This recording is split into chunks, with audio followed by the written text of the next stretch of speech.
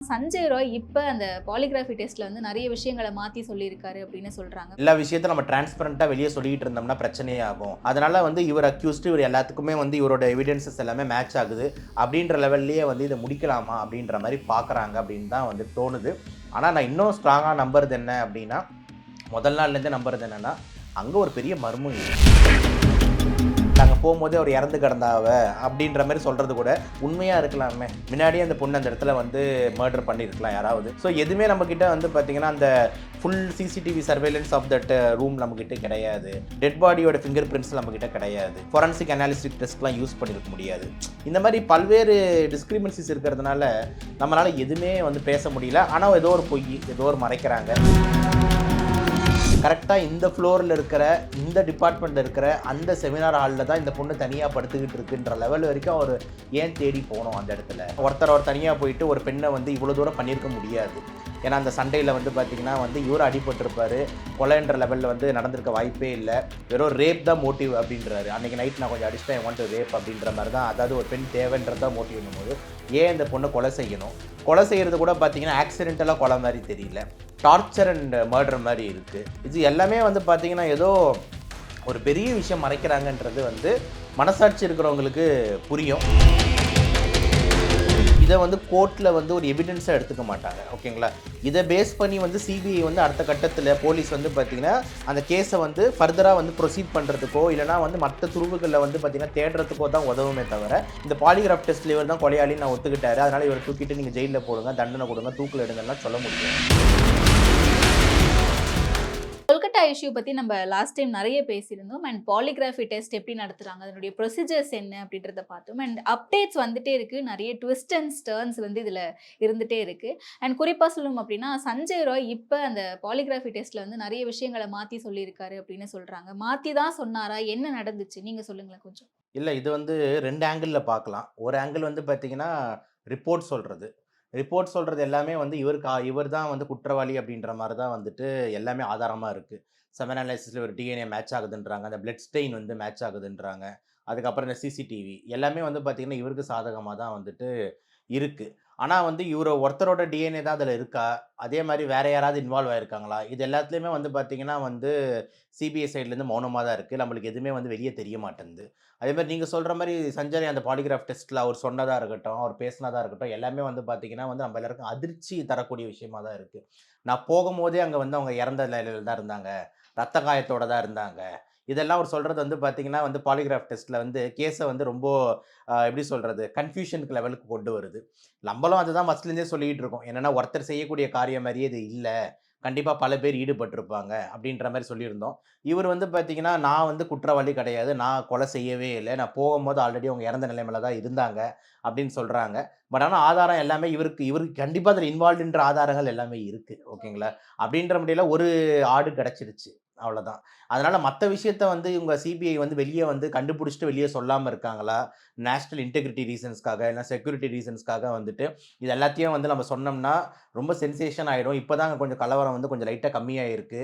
அங்க மாணவர்கள் போராட்டம், மக்கள் போராட்டம், பல கட்சிகள் போராட்டம், எதிர்க்கட்சிகள் போராட்டம்ன்ட்டு ரொம்ப ஒரு மாரி அடிதடியான லெவல்ல போயிட்டு இருக்கும்போது, இது ரொம்ப ஹைப் பண்ண வேணாம். ஸோ எல்லா விஷயத்தையும் நம்ம டிரான்ஸ்பரண்டா வெளிய சொல்லிட்டு இருந்தோம்னா பிரச்சனையாகும். அதனால இவர் அக்யூஸ்ட் இவர் எல்லாத்துக்குமே இவரோட எவிடன்சஸ் எல்லாமே மேட்ச் ஆகுது. அப்படின்ற லெவல்லயே இத முடிக்கலாமா அப்படின்ற மாரி பார்க்குறாங்க அப்படின்னு தான் தோணுது. ஆனா நான் இன்னும் ஸ்ட்ராங்கா நம்புறது என்ன அப்படின்னா, முதல் நாள்லேருந்தே நம்புறது என்னன்னா, அங்க ஒரு பெரிய மர்மம் இருக்கு. ஓகேங்களா? அந்த மர்மத்தில எந்த டவுட்டும் கிடையாது. ஏன்னா, அந்த சஞ்சய் ராய் நான் ஆல்ரெடி சொன்ன மாரி, ஏன் பார்த்தீங்கன்னா, அவருக்கு பாலியல் வேணும்ன்னும்போது அந்த சோனாகாச்சி ஏரியா போறாரு. வேற ஒரு ரெட் லைட் ஏரியா போறாரு. அங்க கிடைக்கலன்றாரு. அப்படின்னும்போது அவரு எங்க வேணா போயிருக்கலாமே. ரோட்ல எவ்வளோ பேர் நடந்து வந்திருப்பாங்க. இல்லன்னா வழிகள்ல எவ்வளோ பெண்கள் இருந்திருப்பாங்க. அவர் ஏன் ஆர்ஜிகருக்கு வரணும்? ஆர்ஜிகர்ன்றது என்ன ஒரு ரூம் மாரியா? இல்ல நம்ம உட்கார்ந்துருக்க இந்த ஒரு 2 ரூம் தான் ஆர்ஜிகரா? ஆர்ஜிகர்ன்றது ஒரு பெரிய மருத்துவமனை. அதுவும் கவர்ன்மென்ட் ஹாஸ்பிட்டல்ன்னும்போது பார்த்தீங்கன்னா, எத்தனையோ ஃப்ளோர் இருக்கும். 10 ஃப்ளோர் 12 ஃப்ளோர் இருக்கும். அதில ஏகப்பட்ட விங்ஸ் இருக்கும். ஏகப்பட்ட டிபார்ட்மெண்ட்ஸ் இருக்கும். ஒரு 1000 ரூம் அது உள்ள இருக்கும். ஓகேங்களா? அது மட்டும் இல்லாம அவர் பண்ணணும்னு நெனச்சா எத்தன பேஷண்ட்ஸ்ங்க அங்க இருக்காங்க? எத்தன பேஷண்டோட ரிலேட்டிவ் வெளிய படுத்துக்கிட்டு இருப்பாங்க? எத்தன செக்யூரிட்டி லேடீஸ் இருப்பாங்க? வார்ட் லேடீஸ் இருப்பாங்க. ஆயாம்மா இருப்பாங்க. நர்ஸ் இருப்பாங்க. எத்தன பேர் இருப்பாங்க? ஆனா எவ்வளோ இடத்த விட்டுட்டு கரெக்ட்டா இந்த ஃப்ளோர்ல இருக்கிற, இந்த டிபார்ட்மெண்ட்ல இருக்கிற, அந்த செமினார் ஹால்ல தான் இந்த பொண்ணு தனியா படுத்துக்கிட்டு இருக்குன்ற லெவல் வரைக்கும் அவரு ஏன் தேடி போணும் அந்த இடத்துல? அப்படின்றது வந்து பார்த்தீங்கன்னா, வந்து ஒரு பெரிய சந்தேகத்த வந்து ஏற்படுத்துது. அதுக்கப்புறம் தான் மத்த சந்தேகம்லாம். ஏன்னா ஒருத்தர் தனியா போயிட்டு ஒரு பெண்ண வந்து இவ்வளோ தூரம் பண்ணியிருக்க முடியாது. ஏன்னா அந்த சண்டையில வந்து பார்த்தீங்கன்னா வந்து இவரும் அடிபட்டிருப்பாரு. கொலைன்ற லெவல்ல வந்து நடந்திருக்க வாய்ப்பே இல்ல. வெறும் ரேப் தான் மோட்டிவ் அப்படின்றாரு. அன்னைக்கு நைட் நான் கொஞ்சம் அடிச்சுட்டேன். ஐ வாண்ட் டூ ரேப் அப்படின்ற மாரி தான். அதாவது ஒரு பெண் தேவைன்றது தான் மோட்டிவ்ன்னும்போது, ஏன் இந்த பொண்ண கொலை செய்யணும்? கொலை செய்யறது கூட பார்த்தீங்கன்னா, ஆக்சிடென்டலா கொலை மாரி தெரியல. டார்ச்சர் அண்ட் மர்டர் மாரி இருக்கு. உடம்பு ஃபுல்லா அவ்வளோ காயங்கள் எல்லாமே நம்ம பேசுனது தான். இது எல்லாமே வந்து பார்த்தீங்கன்னா, ஏதோ ஒரு பெரிய விஷயம் மறைக்கிறாங்கன்றது வந்து மனசாட்சி இருக்கிறவங்களுக்கு புரியும். பட் ஆனா, அதுக்கு மேல நம்ம வந்து லாவ வந்து மதிக்கணும். அவங்க சொல்றத நம்பி தான் ஆகணும். ஸோ, இவங்க சிபிஐ என்ன சொல்றாங்க, கோர்ட் ஆஃப் லா என்ன ஜட்ஜ்மென்ட் தருது, அத நம்ம நம்பி தான் ஆகணும். ஆனா, பார்க்குறவங்களுக்கு வந்து பார்த்தீங்கன்னா, ஒரு ஏமாற்றத்த வந்து தரக்கூடும். இந்த கேஸ உன்னிட்டு கவனிக்கிறவங்களுக்கு வந்து பார்த்தீங்கன்னா, பல ஜஸ்டிஸ்கள், பல விஷயங்கள் வந்து உண்மைகள் வந்து மூடப்படுது அப்படின்றது வந்து பார்த்தீங்கன்னா, கொஞ்சம் மனசு லெவல்ல வந்து கொஞ்சம் கஷ்டம் தான். ஓகே. நம்ம லாஸ்ட் டைம் பேசும்போது பாலிகிராஃப் டெஸ்ட் எப்படிலாம் எடுப்பாங்க அப்படின்ற ப்ராசஸ் பத்தி பேசினோம். அந்த ப்ரொசீஜர் பத்தி. பட் இந்த முறை அவருடைய அந்த ஸ்டேட்மெண்ட் பார்க்கும்போது பாலிகிராஃப் டெஸ்ட்லயுமே வந்து நெறைய சீட்டிங்லாம் நடக்க வாய்ப்பு இருக்கா? அது மூலமா நம்ம பொய் சொல்றதுக்கும் பாலிகிராஃப்ன்றது பாசிபிளா அப்படின்னு? பாலிகிராஃப்ல வந்து பொய்ன்றத தாண்டி, நீங்க வந்து ஒரு ட்ரான்குலைசர்ஸ் குடுத்து, உங்கள வந்து உங்க மைண்ட வந்து ஒரு சப்கான்ஷியஸ் ஸ்டேட்டுக்கு கொண்டு வந்துருவாங்க. அப்டின்னும்போது உங்க மைண்ட்ல தோன்றது எல்லாமே நீங்க ஃப்ரீயா பேசுவீங்க. அதனால தான் வந்து பார்த்தீங்கன்னா, இத வந்து கோர்ட்ல வந்து ஒரு எவிடன்ஸா எடுத்துக்க மாட்டாங்க. ஓகேங்களா?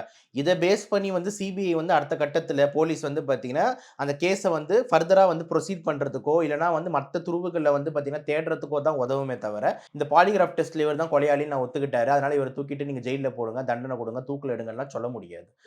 இந்த பாலிகிராஃப்ல வந்து பார்த்தீங்கன்னா, ஒரு பல்வேறு விஷயங்கள வந்து உளர்றாரு அப்படின்னு தான் எடுத்துக்க முடியும். அந்த உளறல்ல பல உண்மைகள் இருக்கும். அந்த உண்மைகள தேடி இவங்க போணும். அதுல வந்து இதுவும் அவரு சொல்றாருல்ல, அங்க போம்போதே அவரு இறந்து கிடந்தா அவ, அப்படின்ற மாரி சொல்றது கூட உண்மையா இருக்கலாமே. இதுதான் வந்துட்டு எனக்கும் வந்துட்டு கேட்கக்கூடிய கேள்வியா இருக்கு. அந்த உண்மையா இருக்கலாம். இதுதான் நம்ம முன்னாடி இருந்தே நம்மளும் சொல்லிக்கிட்டு இருந்தோம். ஆல்ரெடி எப்படியா இருந்திருக்கலாம். அதுக்கப்புறம் இவரு வந்து ரேப்ன்ற ஆங்கிள்ல பண்ணி ரேப் அண்ட் மர்டர் மாரி இத மூட ட்ரை பண்ணியிருக்கலாம். முன்னாடியே அந்த பொண்ணு அந்த இடத்துல வந்து மர்டர் பண்ணியிருக்கலாம் யாராவது. இந்த மாரி பல்வேறு ஆங்கிள் வந்து பார்த்தீங்கன்னா, நம்ம யோசிக்க தான் தோணுது. எதுவுமே நம்மகிட்ட வந்து பார்த்தீங்கன்னா, அந்த full CCTV surveillance of that room நம்மகிட்ட கிடையாது. டெட் பாடியோட ஃபிங்கர் பிரிண்ட்ஸ் நம்மகிட்ட கிடையாது. ஏன்னா, அந்த பாடி வந்து அவசர அவசரமா போஸ்ட்மார்ட்டம் பண்ணி எரிக்கப்பட்டது. போஸ்ட்மார்ட்டம் டீட்டெயிலா அந்த 1/2 மணி நேரம், 1 மணி நேரத்தில பண்ணியிருக்க முடியாது. ஃபோரன்சிக் அனாலிசிஸ் டெஸ்ட்லாம் யூஸ் பண்ணியிருக்க முடியாது. இந்த மாரி பல்வேறு டிஸ்கிரிமினன்சிஸ் இருக்கிறதுனால, நம்மளால எதுவுமே வந்து பேச முடியல. ஆனா, ஏதோ ஒரு பொய், ஏதோ ஒரு மறைக்கிறாங்க, ஏதோ ஒரு மூடுறாங்க. அப்படின்ற மாரி தான் வந்து இருக்கு. இன்னும் ஸ்ட்ராங்கா வந்துட்டு நம்ம வந்து நம்புறது வந்து திருப்ப திருப்ப சொல்றேன். இது ஒருத்தர் செய்யக்கூடிய செயல் வந்து கண்டிப்பா கிடையாது. அத பார்க்குறவங்க எல்லாருக்குமே தெரியும். பல பேரும் கமெண்ட்ஸ்ல வந்து நான் பேசின எல்லாத்துக்குமே வந்துட்டு, "நீங்க சொல்ற ஆங்கிள் கரெக்ட் தான்." அப்படின்னு தான் சொல்றாங்க. ஓப்பனா சொல்லணும்னா எதுவுமே வந்துட்டு நான் என்னமோ பயங்கரமா கண்டுபிடிச்சு சொல்றேன்னா, நானும் இங்க என்ன சென்னையில இருக்கிற ஒரு சராசரி டாக்டர் தான். என்ன மத்த டாக்டருங்களோட கான்டாக்ட் இருக்கிறதுனால, அவங்க குரூப்ல என்ன பேசுறாங்க, அவங்களுக்குள்ள இருக்கிற வாக்குவாதம், மத்த ஸ்டூடண்ட்ஸ் விடுற வீடியோஸ், இது எல்லாத்தையும் வச்சு நம்ம கொஞ்சம் ஃபோரன்சிக் அனாலிசிஸ் வச்சு தான் நம்மளோட ஃபேக்ட்ஸ முன்வைக்கிறோம். அந்த பாலிகிராஃப் டெஸ்ட்ட நீங்க சொல்ற மாரி எல்லாமே உளறலாம். ஓகேங்களா? இப்போ ஒண்ணும் இல்ல. சிம்பிளா உங்கள சொல்லணும்னா, ஒருத்தர் வந்து மது அருந்துறாரு. மது அருந்துனதுக்கு அப்புறம் பார்த்தீங்கன்னா, மனசு விட்டு பேசுவாருன்னு சொல்லிட்டு எத்தன படத்துல பார்த்துருக்கோம். "அவ கிடக்குறாடா, எனக்கு இவ்ளோ கஷ்டம் தெரியுமா?" என்னென்னமோ உளறுவாரு. அவர் மனசுல இருக்கிற ஆதங்கத்த மொத்தத்தையும் கொட்டுவாரு அப்படின்றாங்களா, கிட்டத்தட்ட அந்த மாரி. அந்த ட்ரான்குலைசர்ஸ்லேருந்து அதுக்கப்புறம் அவர் கேட்கிற கேள்விகளுக்கு எஸ் ஆர் நோன்ற மாரி பதில்கள் வந்து போகும். போகும்போது அவர் இஷ்டத்துக்கு நெறைய பேசுறாரு. பேசம்போது பார்த்தீங்கன்னா, "நான் அந்த இடத்துல வந்து இல்லவே இல்ல. ஐ மீன் நான் வரும்போதே அந்த பெண் வந்து இறந்த மாரி தான் இருந்தது. நான் எதுவுமே பண்ணல அப்படின்ற ஆங்கிள்லயும் பேசியிருக்காரு. நான் மெயினா வந்து கொஞ்சம் குடிச்சிட்டு ஃப்ரெண்டோட ஹேப்பியா இருக்கணும்னு போனேன். இது என்னோட மோட்டிவ் இல்ல. என்னென்னமோ சொல்றாரு. ஓகேங்களா? எனக்கு தெரிஞ்சு வந்துட்டு இத தாண்டி இவருக்கு பின்னாடி வந்து நெறைய விஷயங்கள் வந்து நடந்திருக்க வாய்ப்பு ஏன்னா இருக்கு. ஆல்டர்னேட்டிவா இந்த சைடு நிதி முறைகேடு காரணமா இந்த முன்னாள் முதல்வர் இந்த ஹாஸ்பிட்டலுடைய முன்னாள் முதல்வரையும் கோஷ். கைது ம். செய்றாங்க. சந்தீப் கோஷையும். ம். எப்படி புரிஞ்சுக்கலாம் நம்ம? கண்டிப்பா வந்து இப்ப அவரு அகைன்ஸ்ட்டா வந்து நெறைய பேர் பேசுறதே டாக்டர்ஸ் தான். ஓகேங்களா. ஒரு பெரிய ஒரு டாக்டர் வந்து பார்த்தீங்கன்னா, அவருக்கு அகைன்ஸ்ட்டா வந்துட்டு கேஸ் குடுத்திருக்காரு. கம்ப்ளைண்ட் குடுத்திருக்காரு. அதாவது இந்த பிணங்கள்ல வந்து பார்த்தீங்கன்னா வந்து விக்கிறதுக்கு தொழில்ல வந்து ஈடுபடுறாரு.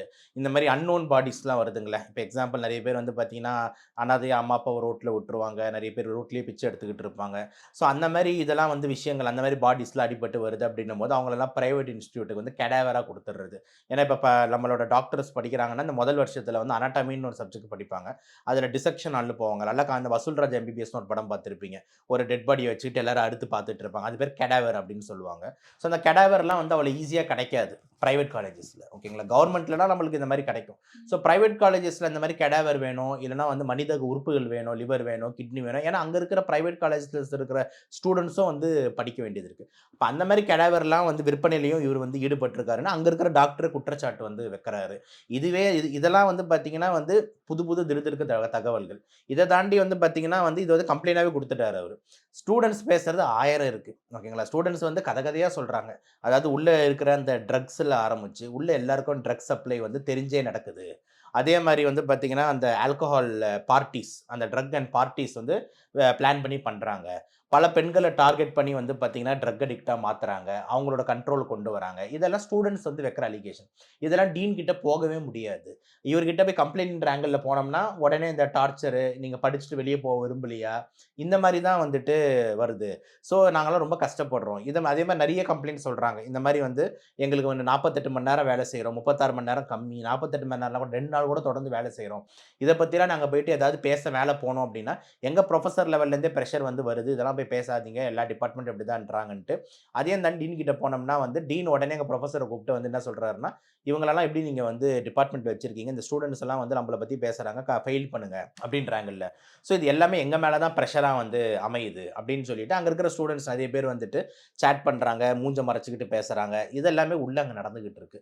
ஸோ டெஃபினெட்லி உள்ளே வந்து பார்த்தீங்கன்னா ஒரு சேஃப் என்வாயர்மெண்ட்டு கிடையாது, ஒரு ரொம்ப ஸ்ட்ரெஸ்டான என்வாயர்மெண்ட்டு. அவங்கவுங்க படிச்சுட்டு டிகிரி வாங்கினா போதும்னு ரொம்ப கஷ்டப்பட்டு அங்கே இருக்காங்க. இதுக்கு நடுவில் வந்து பார்த்தீங்கன்னா இந்த மாதிரி விஷயங்கள்லாம் இந்த பெண் வந்து மாட்டிக்கிட்டு நடுவில் ஏதோ ஒரு ஸ்கேமில் மாட்டிக்கிடுச்சு இந்த பொண்ணு. அதில் மட்டும் ஷுவர் அது என்ன ஸ்கேம்னு தெரியல.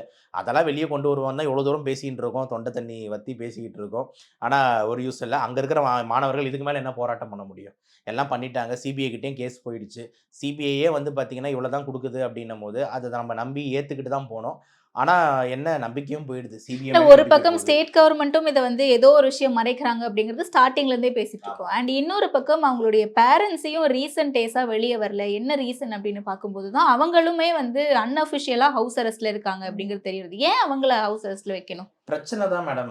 ப்ராப்ளம் தான். இப்போ எக்ஸாம்பிள் வந்து என்னன்னா, ஒரு இடத்துலயே வந்து கலவரங்கள் அதிகமாயிட்டே போகுது. அடிதடி ஆகுது. ஒரு பெரிய மாப் அட்டாக் நடந்தது. ஹாஸ்பிட்டல்லாம் வந்து அடிச்சு உடைச்சாங்க. இந்த மாரிலாம் நடக்கும்போது பார்த்தீங்கன்னா, ப்ராப்ளம்ஸ் வந்து முதல்ல கண்ட்ரோலுக்கு கொண்டு வரணும். ஒரு அசாதாரணமான சூழ்நிலை மாரி ஏற்பட்டுறக்கூடாது. இப்போ பங்களாதேஷ்ல பார்த்தீங்கன்னா பாருங்க, பிரைம் மினிஸ்டரே கிளம்பி போயிட்டாங்க. அந்த மேடமே கிளம்பி போயிட்டாங்க. ஸோ அந்த மாரிலாம் ஒரு சூழ்நிலை ஏற்படக்கூடாதுன்றதுக்கு தான் இவ்வளோ விஷயங்கள்லாம் வந்து வெளிய கொண்டு வர வேணாம். ஒரு ரேப் அண்ட் மர்டர் நடந்துருச்சு. இவர் தான் அக்யூஸ்டு. இவர நாங்க தூக்குல போட்டுருவோம். அவ்வளோதான் அப்படின்ற மாரி முடிக்க பார்க்குறாங்க. மத்ததெல்லாம் நாங்க இன்வெஸ்டிகேட் பண்ணிக்கிட்டு இருக்கோம். டீன இன்வெஸ்டிகேட் பண்ணி, ஏன்னா இவங்கலாம் ரொம்ப ஹையர் அஃபிஷியல்ஸ். ஒரு கவர்ன்மெண்ட் காலேஜ் டீன்ன்றது வந்து பார்த்தீங்கன்னா, சாதாரண பொசிஷன் கிடையாது.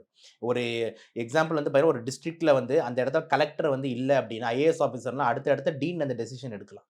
டீன்ன்றது அவ்வளோ ஸ்ட்ராங் போஸ்ட். ஓகேங்களா? ஏன்னா கவர்ன்மெண்ட் காலேஜ் டீன்னும்போது ஒரு பெரிய கவர்ன்மெண்ட் அஃபிஷியல். மெடிக்கல் காலேஜ் டீனா இருக்காருன்னும்போது ஐஏஎஸ் கலெக்டர்லாம் அடுத்து வந்து டீனு கேட்பாங்க. சார் என்ன சார் பண்ணலாம் அப்படின்னுவாங்க. ஸோ அந்த அளவுக்கு வந்து சர்வீஸ்ல வந்து அவங்க வந்து அதிகமா இருக்கிறதுனால அவங்களோட போஸ்ட் ரொம்ப பவர்ஃபுல்.